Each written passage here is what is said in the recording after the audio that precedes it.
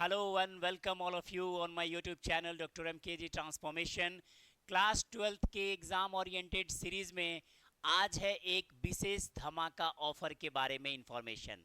सभी class 12th के students जो इस साल बोर्ड के एग्ज़ाम में यानी 2026 के फाइनल प्लस 2 के एग्ज़ाम में शामिल होने जा रहे हैं, उनके लिए हम लोग एक क्रैश कोर्स शुरू कर रहे हैं और इस क्रैश कोर्स का जो शुभारंभ है वो 26 नवंबर यानी वेडनेसडे से होने जा रहा है। क्रैश कोर्स की यात्रा में आपको पूरे बायो के सिलेबस में जो एग्ज़ाम ओरिएंटेड टॉपिक है उसका एकदम डिटेल डिस्क्रिप्शन, सारे ऑब्जेक्टिव क्वेश्चन, शॉर्ट क्वेश्चन और लॉन्ग क्वेश्चंस के एकदम शानदार क्लू और बहुत अच्छा प्रेजेंटेशन आपको देखने को मिलेगा। क्रैश कोर्स के माध्यम से आप एग्ज़ाम में मोर देन 90% इवन आप प्रॉपर एफर्ट लगाएं तो 100% बायो के सब्जेक्ट में स्कोर कर पाएंगे। तो ये जो क्रैश कोर्स है वो 26 नवंबर से शुरू हो रहा है। जितने भी स्टूडेंट्स इस वीडियोस को देख रहे हैं वो अपने सर्किल में इसको काइंडली जो है रोटेट कर दीजिए, शेयर कर दीजिए, ताकि 26 नवंबर को टाइमिंग होगा 6:15 PM से हम लाइव आएंगे और इस लाइव क्लासेस के जरिए आपके क्लास 12th के बायो के पांचों यूनिट के सारे इंपॉर्टेंट टॉपिक को हम लोग कवर करेंगे आपके साथ मिलके। उम्मीद है कि इस एक महीने के इस कारवां में हम लोग बहुत आसानी से सिलेबस को बहुत अच्छी तरीके से कंप्लीट कर पाएंगे। तो काइंडली चैनल को लाइक और सब्सक्राइब करते रहिए ताकि आपको प्रॉपर नोटिफिकेशन मिले कि किस यूनिट का और किस चैप्टर का कड़ी किस दिन आपको मिल पाएगा। तो उम्मीद है कि ये जो क्रैश कोर्स बायो के स्टूडेंट्स के लिए बहुत बेनिफिशियल होंगे और आप इससे निस्संदेह फ़ायदा उठा पाएंगे। आज के क्लास में हम इस क्रैश कोर्स के पहले बायो के जो टॉपिक हम बाकी क्लासेस में कवर कर रहे थे उसी कड़ी में आज हम बात करेंगे विनबर्ग लॉ की, हार्डी और विनबर्ग के सिद्धांत की। इवोल्यूशन चैप्टर से लिया गया है, क्लास 12th के जेनेटिक्स एंड इवोल्यूशन सेक्शन का ये कंटेंट है। बहुत सारे स्टूडेंट्स ने अपने पर्सनल कमेंट के जरिए ये कहा है कि हिंदी मीडियम के स्टूडेंट्स के लिए हमारे लैंग्वेज जो इंग्लिश के होते हैं वो उतने ज़्यादा उनके लिए हेल्पफुल नहीं होते हैं। तो अब हमने उनके एग्ज़ाम के प्रिपरेशन के लिए पैटर्न को पूरी तरीके से चेंज कर दिया है और अब जो क्लासेस आपको उपलब्ध होंगे उसमें आपको प्योरली खाँटी हिंदी, एकदम ठेठ हिंदी और भोजपुरी का कॉम्बिनेशन के साथ प्रिपरेशन कराएंगे ताकि जो हिंदी मीडियम के हमारे जो स्टूडेंट्स हैं जो बहुत डेस्परेट हैं अच्छा करने के लिए, उनके लिए एक अच्छा प्लेटफॉर्म साबित हो सके। तो आज के क्लास में क्रैश कोर्स से पहले हम लोग हार्डी विनबर्ग सिद्धांत अपने हिंदी मीडियम वाले पैटर्न में आसान और सरल भाषा में शुरू करते हैं कि भाई हार्डी और विनबर्ग सिद्धांत आपको एग्ज़ाम में जब आए तो आप दो बात याद रखिएगा कि ये जो हार्डी और विनबर्ग है ना, ये वैज्ञानिक के नाम है। इसमें हार्डी जो थे ना वो मैथमेटिशियन थे और ये जो विनबर्ग साहब थे ये फिजिशियन थे।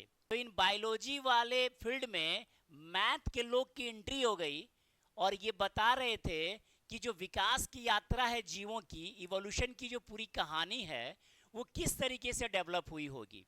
इसी कड़ी में एक मैथमेटिकल एक्सप्रेशन के जरिए हार्डी और विनबर्ग बताते हैं कि जो इवोल्यूशन है और जो विकास की यात्रा है उसका हमारे जीन के या उसके फ्रीक्वेंसी पे क्या प्रभाव पड़ता है। तो एग्ज़ाम ओरिएंटेड एक बहुत ही सरल नोट्स के जरिए इसको समझने का प्रयास करते हैं कि हार्डी और विनबर्ग सिद्धांत कहता क्या है। मुझे लगता है बहुत सारे स्टूडेंट्स खुश होंगे कि उनको अब स्क्रीन बिल्कुल हिंदी में मिल रहा है।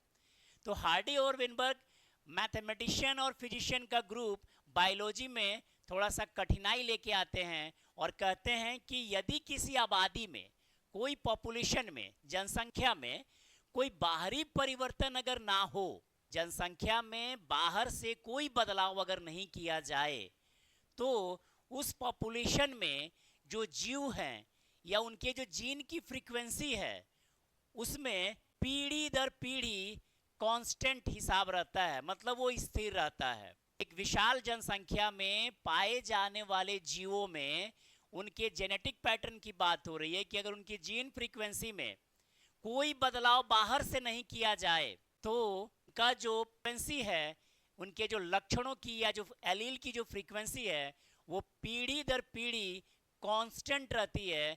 यही बात हार्डी और विनबर्ग ने समझाया था। इसको हम लोग और आसान भाषा में ऐसे समझ सकते हैं कि यदि आबादी स्थिर है, आबादी स्थिर है, स्टेबल है, और उसमें कोई बदलाव नहीं हो रहा है, बाहर से कोई बदलाव नहीं हो रहा है, तो वो जो जीन की फ्रीक्वेंसी है वो एकदम कांस्टेंट रहेगी, एकदम फिक्स रहेगी।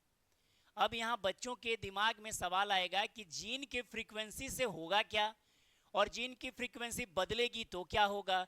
तो यहाँ दो बात आप समझेंगे। दो बात क्या समझेंगे कि यदि जीन की फ्रीक्वेंसी स्थिर है, कांस्टेंट है, तो इवोल्यूशन नहीं होगा। इवोल्यूशन यानी जो विकास की जो यात्रा बता रहे थे कि जीवों के विकास के क्रम क्या थे, उसमें बता रहे हैं कि कोई नया बदलाव नहीं आएगा, कोई विकास नहीं होगा, कोई इवोल्यूशन नहीं होगा। कब? जब जीन की फ्रीक्वेंसी स्थिर रहेगी तो। लेकिन अगर जीन की फ्रीक्वेंसी बदलती है तो इवोल्यूशन होगा, नए नए बदलाव देखने को मिलेंगे पॉपुलेशन में। बात को आप समझ पा रहे होंगे कि भैया कोई एक जनसंख्या है, संख्या में अगर कोई बाहर से छेड़छाड़ नहीं किया जाए, कोई बदलाव नहीं किया जाए, कोई परिवर्तन नहीं लाया जाए, तो उस जनसंख्या में पाए जाने वाले जीवों के जो जीन की जो फ्रीक्वेंसी है वो एकदम कांस्टेंट रहेगी पीढ़ी दर पीढ़ी। यही बात हार्डी और विनबर्ग साहब ने कही, लेकिन मैथमेटिकल एक्सप्रेशन के जरिए कही। तो आइए समझते हैं उनका मैथमेटिकल एक्सप्रेशन क्या था। हार्डी और विनबर्ग का कहना था कि मान लो कि P जो है ना, कोई एक प्रभावी लक्षण है। प्रभावी लक्षण का मतलब वो लक्षण जो डोमिनेंट है, एग्रेसिव है, और Q को बताया कि कोई एक लक्षण जो अप्रभावी है। एक सर प्रभावी अप्रभावी क्या होता है, तो ये जेनेटिक्स में आप समझेंगे।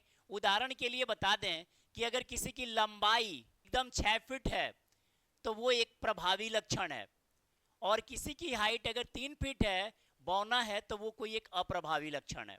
आप इस स्तर से समझ लीजिए। कहने का मतलब है कि अगर किसी जीव का कोई प्रभावी लक्षण हमने P माना और उसकी फ्रीक्वेंसी को अगर हमने मान लिया, और यहाँ पे Q माना अप्रभावी लक्षण के फ्रीक्वेंसी को हमने माना, तो हार्डी और विनबर्ग मैथमेटिकल लोग थे भाई। साधारण बात को एक व्यंजक के जरिए, एक एक्सप्रेशन के जरिए कहना था कि ये जो P प्लस Q का जो योग होगा ना, ये 1 होगा और ये कांस्टेंट होगा।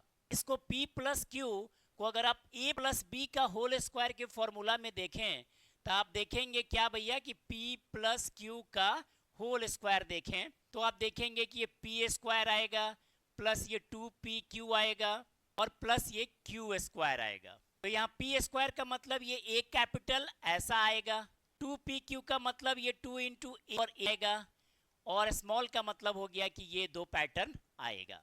तो अगर किसी जीव के शरीर में एलील की या जीन की फ्रीक्वेंसी इस टाइप की है और उसमें बाहर से कोई छेड़छाड़ नहीं करते हैं, तो एलील की फ्रीक्वेंसी जो है पीढ़ी दर पीढ़ी कांस्टेंट रहती है। यही कहना था हार्डी और विनबर्ग के लॉ के अनुसार। तो आपको एग्जाम में देगा कि P plus Q is equal to 1, या देगा P square plus 2PQ plus Q square is equal to 1।